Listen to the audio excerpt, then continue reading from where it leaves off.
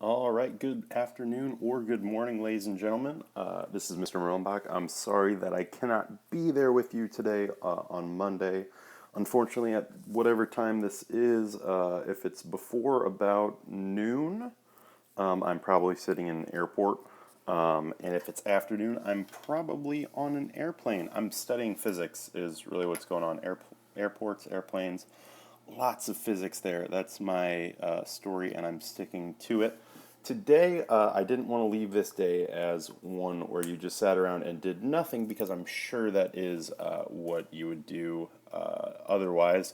Today, I wanted to leave you guys with a little video so you can at least get started, get an idea of where we're going for the rest of the week, and that is incorporating simple machines, primarily pulleys and inclined planes, into the physics that we've been doing. We're still going to be using Newton's second law primarily, but we're going to incorporate a couple more sort of aspects to it, make it a little more interesting, I think. What I want to get to you guys today is the idea of what is called an Atwood machine. Atwood machines are named after a English mathematician from back in the 1700s, a guy named Atwood. Big shocker there. But essentially, what it is you've got two masses down here attached by a string, and that string is over a pulley, sort of a round pulley. A couple things about the pulley. We want to make sure that the pulley is massless. Obviously, those don't really exist, but in a perfect world, in the problems we're going to do, the pulley has to be massless. If it has mass, then we can run into some problems in the real world.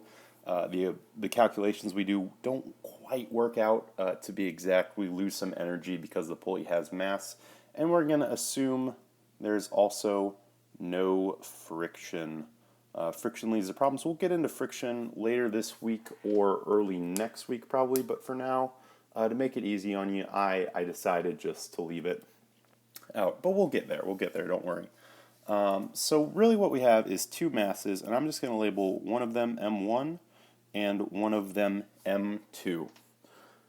So for these pulley systems, and when we get into the inclined planes, the first thing we want to do is draw all of the forces acting on each one of the masses, not just one of them. We need both of them. So we're drawing basically free body diagrams on each one of the masses. So our first mass, we have some tension, right? It's attached by a string, so I'm going to label that T. We have some tension T pulling up. And everything has a weight represented by mg. I'm going to put a little subscript 1 with that m because we have two masses. I don't want to get myself mixed up between the two. Oftentimes in the problems, those two masses will actually be different numbers. If they were the same number, nothing would happen. But we want to know what happens when we've got different masses. So I'm going to label that as M1G for the weight. I'm going to do the same thing over on the right side.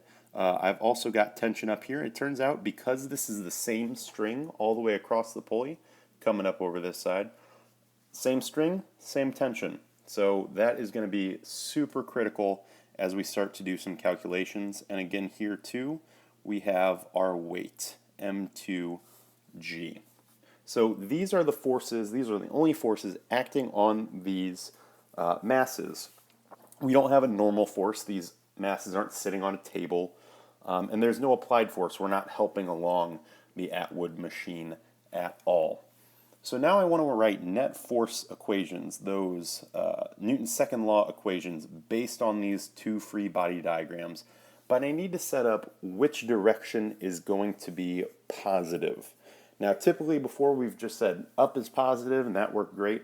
The problem with this is that up for the left side, up on this side, and up on the other side aren't really the same direction.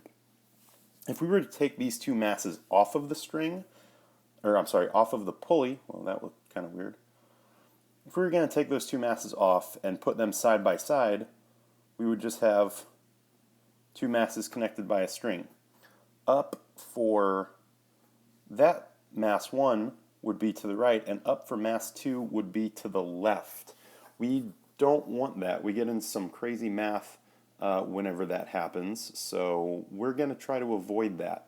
Instead of saying up or down is going to be positive, we're going to say clockwise and counterclockwise are going to be our positive and negative signs. So any force that causes the string to move clockwise around our pulley is going to be positive. So this tension over on the left, this guy right here, he's going to be positive. He points upwards and over to the right of our pulley.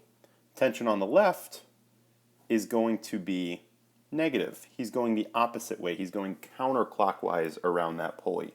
Mass 2, the weight of mass 2 is going to be positive, and negative for mass 1g. Remember, we're looking for forces that cause either clockwise or counterclockwise action going on around the pulley. That's our big focus here. So for this first mass 1, I want to write a net force equation. Remember, net force equals ma. Make sure you're writing those equations out. You don't want to leave those off. Those are free points on a test or quiz. So my net force is any forces acting on mass 1 added or subtracted together. Everything that's positive, I'm going to add. So tension is positive, and anything that's negative, I'm going to subtract. So I've got tension minus m1g, and that is equal to still just ma. So I'm going to say m1a just for my own sake. I want to keep those straight. And right here, I'm going to stop. I'm set for now with mass 1, but I need to do the exact same thing with mass 2. This time I've got mass 2 times the acceleration due to gravity. Remember, that's the mass times 10, not just 10. We've got that being positive, m2g. And we've also got tension as negative this time, and that is equal to m2a. So net force, those are these guys on the left side of the equations. These are equal to net force, which are also equal to the mass times the acceleration. Hopefully by this point we're pretty comfortable writing out these equations because now we're going to take them a step further. A lot of the times in the problems they're going to give you the mass of each one of these objects, and that's it. And we know gravity, we know g is usually 10. But then we've still got two variables that we don't know. We've got tension that we don't know, and we've got acceleration. Now from algebra class you should know that if that is the case, you've got two variables, it's going to be very, very difficult to solve an equation just sort of by itself.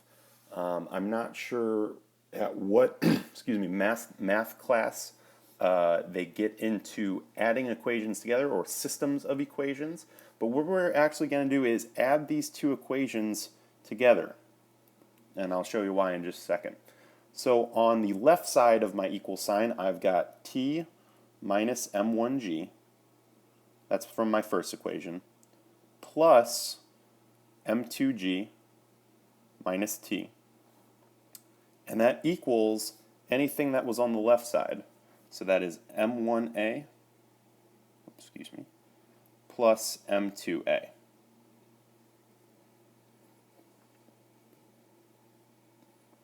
So what I did was I took each one of those sides of the equation and added them to the other equation. So t minus m1g plus m2g minus t.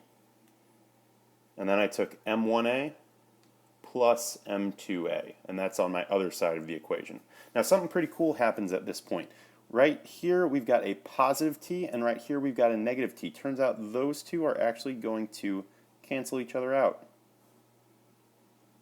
And that gets rid of one of those variables that we didn't know. And this will happen every single time with your Atwood machines.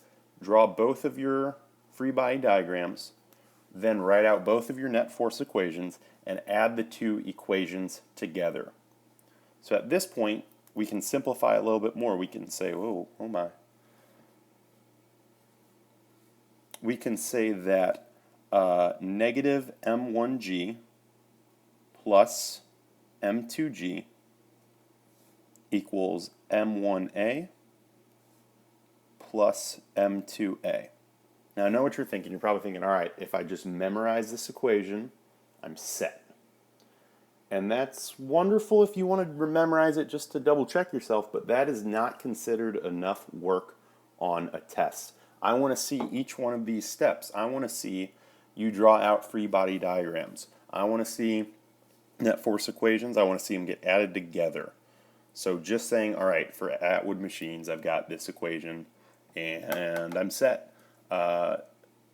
That's wonderful, but you're not going to get all of the points on a test or quiz. I don't consider that enough work. I'm not testing you on if you can memorize stuff. I'm testing you on if you can do the physics. That's more what I'm worried about. So at this point, a test question or a homework question would have given us all of these masses, and then it's just algebra. We can solve for A. This A on mass 1 and this A on mass 2 are the same A. We can't accelerate one of these masses faster than another one. They're attached by a string, and that string is not going to stretch at all. They have to accelerate at the same rate. So let's take this onto actual problem. It says a system of weights are connected over a pulley. That is an Atwood machine. The only pulleys we're really going to deal with are ones that are Atwood machine problems. There's other ways pulleys can be set up, but for just regular physics, we're not going to worry about that. So let me draw out a little pulley, and you can all laugh at my artwork. Beautiful. So it says the masses are connected via a string with some tension T. Mass A is 50 kilograms and mass B is 25 kilograms. I forgot to write. What is the acceleration? And I also want to know what is the tension. What is the tension? So I've got a mass that is 50 kilograms and one that is not kilograms, 25 kilograms. It doesn't matter which one I pick. It's just going to make either my answer positive or negative, but that's okay. It doesn't make a huge difference. So first thing I'm going to do is set up some free body diagrams. I've got this tension upward on the left and on the right. They're both attached to strings. That should cue you into the idea of tension. Let me zoom in a little bit for you so you can see, and so I can see too, and my handwriting's not going to be so bad. I've also got a weight on both of these. I've got 50G on the left, and I've also got 25G on the right. Remember, weight is mass times gravity, the kilograms times gravity. Now this problem's on Earth, so these are also, I can substitute in 10 for that G. So we've got 500 newtons downward on this one and 250 newtons downward on this one. I just set that up for myself already, just a little jump start into everything else. Again, these are the only forces that are acting on our object. We don't have any other forces. There's no normal force, there's no applied force. These are the only forces we're going to see on our Atwood machines. So, net force equations. For my first one, my net force, again, I'm just going to write out that equation, that's worth some points, is MA. On my first mass, this 50 kilogram mass, my tension is positive. Remember, up and over to the right is going to be positive. That tension is pointing up. If I followed it along the string, that is clockwise. So it is going to be positive. So I've got a positive tension minus that 500 Newton force pulling downwards. That's my weight. That is all going to be equal to my mass, 50 kilograms, times my acceleration, whatever the acceleration of those blocks is.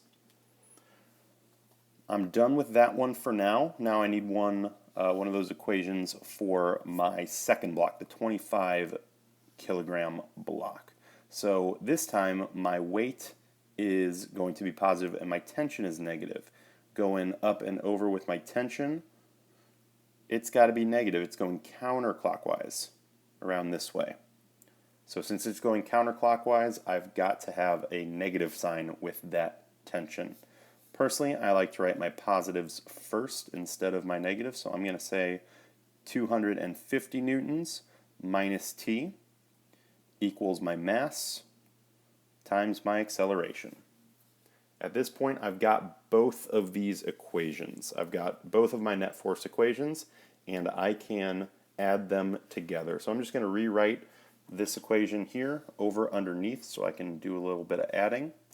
So I've got 250 minus T equals 25A, and I add the left side with the right side. I'm sorry, left side to left side and right side to right side. So I've got T minus T, that goes away. I've got 250 minus 500, so that would be negative 250 newtons, equaling 75A.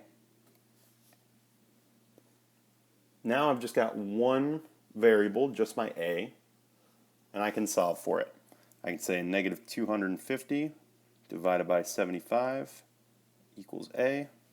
And if my math is working, I believe that should be negative 2.66. Remember, accelerations are meters per second squared equals my A. So I've just found my acceleration of these two blocks. I know for a fact that my blocks are accelerating in the negative direction, so instead of accelerating up and to the right, they are going to be moving down and to the left. Don't know why this doesn't want to erase, but that's okay. Anyways, I know that these blocks are moving in this direction, in the negative direction, the anti-clockwise, the counterclockwise direction, and that makes sense.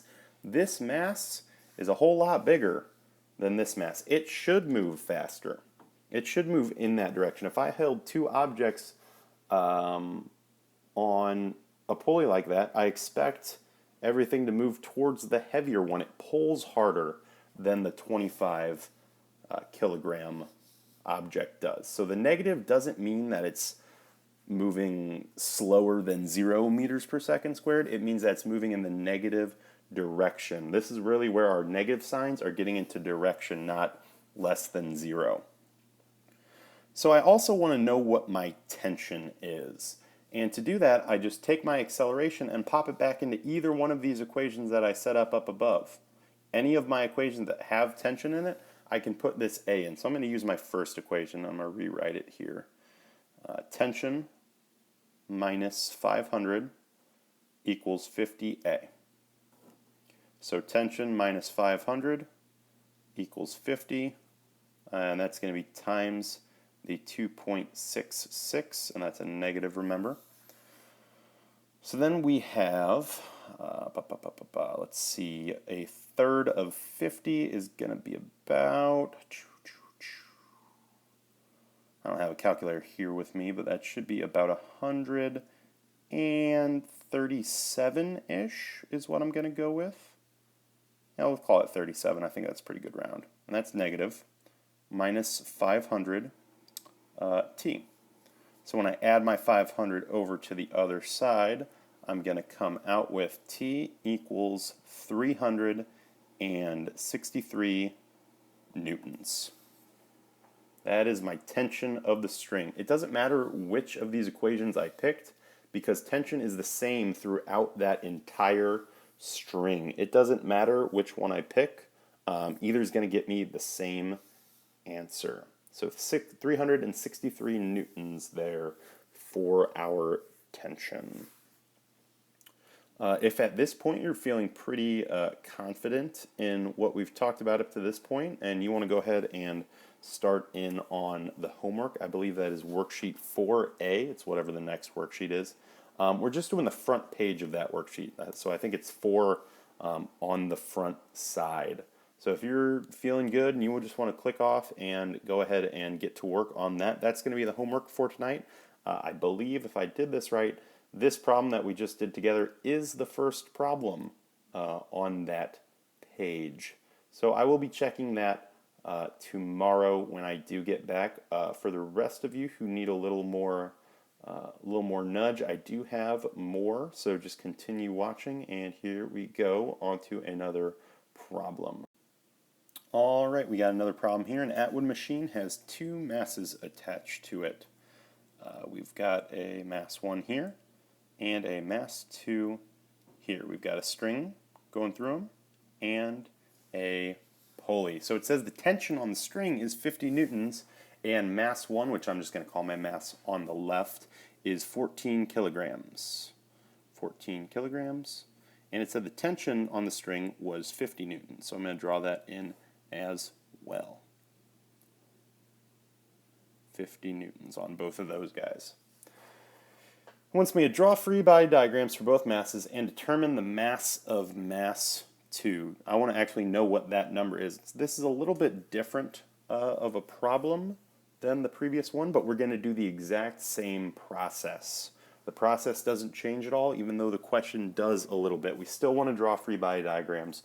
We still want to draw or write out net force equations, and we still want to add them together in order to solve for whatever we need to solve for. So, free body diagrams for mass 1. That's my 14 kilogram object. I've got 50 newtons up. That is my tension. I could have labeled it as T, but I'm just going to label it as 150 newtons. And downward, we've got 14 kilograms. Remember, weight is mass times acceleration, so I've got 14 times 10, that's my acceleration due to gravity, and that is 140 newtons. You'll notice that these two numbers right here are not the same. If they're not the same, that means there must be an acceleration. These are unbalanced forces. I have some net force acting right now. Because this 140 is greater than the tension, I know that it is moving in the direction of that force. I know that this block is moving downward. So in this case, I'm going to do something a little bit differently, and you don't have to. If you prefer just to make clockwise positive, go for it. But personally, because I already know that my object is going to be moving down on the left side, or moving in sort of the counterclockwise direction, I'm going to make counterclockwise positive. I like my acceleration to be positive. It makes a little bit more sense to me. So that's an option that's available to me. If you prefer to make clockwise still positive and just say, you know what, whatever I do, clockwise is always positive, you do you. It is completely fine to do that. So in the counterclockwise position, I have the weight of my object. I've got 140 newtons. So net force equals ma. My net force on this block is the sum of those forces. So anything that's positive, just said that 140 newtons is going to be positive, and since 50 is going in the opposite direction, that amount of newtons has to be negative. My mass is 14 kilograms, and I don't know acceleration. And in this case, we're pretty much set. We don't even have to add another equation in to get our acceleration. We can just do regular old math. So I've got 90 newtons when I subtract, divided by 14 equals A, and that comes out to be a little bit more than 6, I believe. 6 and 6/14 sounds right to me. So we're looking at about 6.5. Again, I don't have my calculator here with me at the exact moment, but if you're doing that calculation and you get around 6.6, you're on the right track. So now the question also asked me for the mass of M2. So for the mass of M2, I'm going to need a free body diagram of M2. M2, I've got this upward force of 50 and this downward force of M2G. I'm going to do the same process. Net force equals MA. That net force is my positive force. Again, I set my counterclockwise to be positive, so this 50 is actually going to be positive this time. And that is minus M2G equals M2A. Now A I just solved for, I got 6.6, so I can substitute that in. This A is going to come up right here. So 50 minus M2G, remember G is 10, so it's really 10 times M2, equals 6.6 M2. Add 10 M2 to both sides. I've got 50 equals 16.6 M2. And divide that, you should get around 3-ish, about 3 kilograms, hopefully, if I can do math in my head. Should be about 3 kilograms. Is about what M2, it might be plus or minus some, but right around that area. So this is a little bit different look at our problem, but again, it's the same process, and we're going to use this process over and over and over again. First, it's free body diagrams. Then, net force equals ma. And then we're working with multiple equations at the same time to solve for whatever the question asked us for. Let me check if I have another for you all. Yeah, we got one. It's just a little bit of a couple little notes for you. Just a reminder, again, like I just said, draw free body diagrams for both masses. You should start by doing that on every single one of these problems. Then it's write net force equations. Remember, net force equals ma. Net force equals ma. You're going to write that over and over and over again until you get sick of it. We add these equations together. Typically, the tensions will cancel out. And then it's just solving a little bit of math. Solve for acceleration by substituting in whatever values were given to you. You might have substituted those in earlier. That is perfectly fine. Not a problem. And then it's solve for any other needed variables by substituting in that acceleration. Take that acceleration, that boon of your work, and substitute it back into either one of your net force equations. It doesn't matter which one. You can find tension in either one. You can find whatever you need through those other equations. Thanks for listening. I appreciate the work you guys do each and every day, and it makes me feel comfortable enough to take a day off. And I chose to do that. So again, thank you. Tomorrow, if this is not something that's really clicking with you, don't worry, just try your best on the homework, and we're going to clean up all of this tomorrow. Really, if it's troublesome, go back and look at worksheets, I believe it's 3 and maybe 3.5. Probably your issue is setting up these net force equals ma equations. I imagine that's probably where a lot of the stumbling blocks are still coming in. It's tough, it's not easy, and it takes practice. So, thanks for listening. At this point, go ahead and work on worksheet 4A. I'll be checking in on that tomorrow, and I will see you then.